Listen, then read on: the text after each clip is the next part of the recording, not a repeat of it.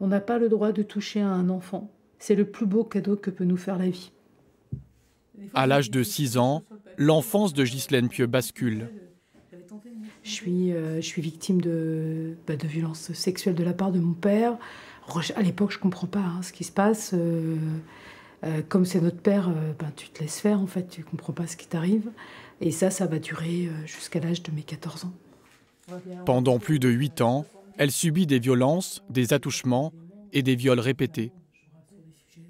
C'est tellement violent que moi, dans les souvenirs que j'ai, je sais que tous les matins, j'y avais droit avant d'aller à l'école. Et puis, il y a eu des fois où ça pouvait être dans un bois, à des endroits peu probables, quoi. Et à l'époque, c'était même chez notre grand-père, nos grands-parents, à Argentré-du-Plessis. Et là, tu te disais, mais même là, ils pouvaient faire ce genre de choses, quoi. À quelques pas de mes grands-parents, quoi. Mais elle n'est pas la seule victime. Ses 2 autres sœurs subiront la même chose, dont Véronique, sa sœur jumelle. Ça m'a beaucoup protégée. J'ai eu la chance. Moi, j'ai subi moins qu'elle quand on était enfant. Et à un moment donné, quand elle allait moins bien, j'ai essayé de redonner et de la protéger. Alors, elle m'a plus protégée que moi, je l'ai protégée. Mais c'est vrai. Elle m'a protégée à des moments où j'en avais le plus besoin. Chaque année en France, plus de 160 000 enfants sont victimes d'inceste. Un chiffre sous-évalué selon les experts. On a quand même plus de plaintes, c'est le système de la libération de la parole. Il n'y a pas nécessairement plus de violences sexuelles, mais elles se nomment et elles se disent davantage.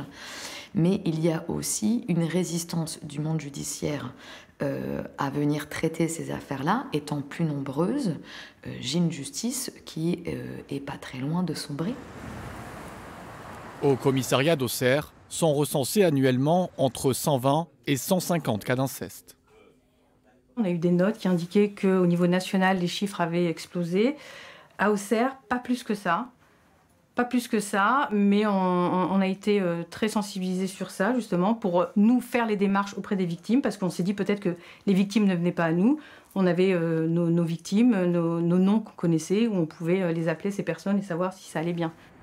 Une parole qui se libère après des années de silence, c'est aussi l'histoire de Stéphanie, victime pendant 10 ans d'un père violent et abusif.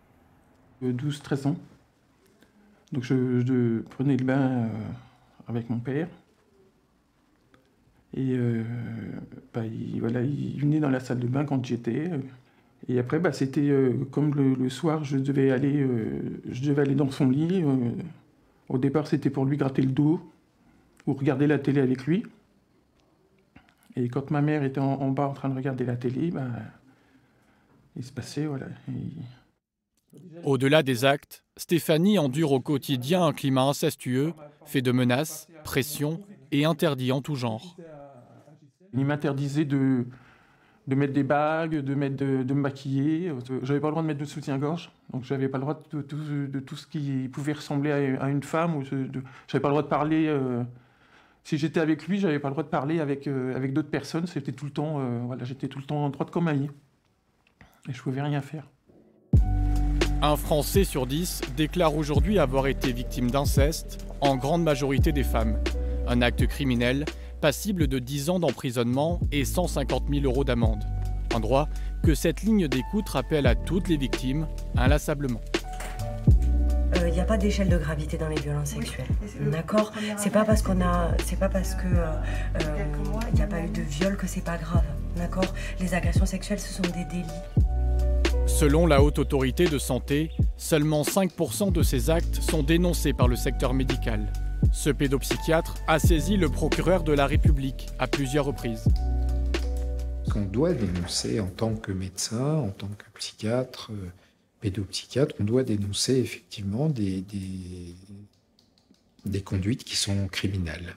Ça m'est arrivé ? Ça m'est arrivé, oui. Accompagner les enfants victimes d'inceste, c'est aussi le rôle de l'association Innocence en danger. Là, on était sur une affaire il y a 2 ou 3 jours où la victime a mis 8 ans avant de dévoiler les viols subis par un oncle. Elle ne pouvait même pas le dire à ses parents. Et le procès est ces jours-ci. Tout ça pour vous dire que c'est très long pour une victime. c'est très difficile de trouver la possibilité, l'espace, l'écoute de parler de quelqu'un que tout le monde aime. Une parole qui se libère parfois au bout de plusieurs décennies. Comment révéler l'inceste? Qui, pour recueillir le témoignage de ses victimes? Avec quels moyens? Autant de questions essentielles pour briser la loi du silence.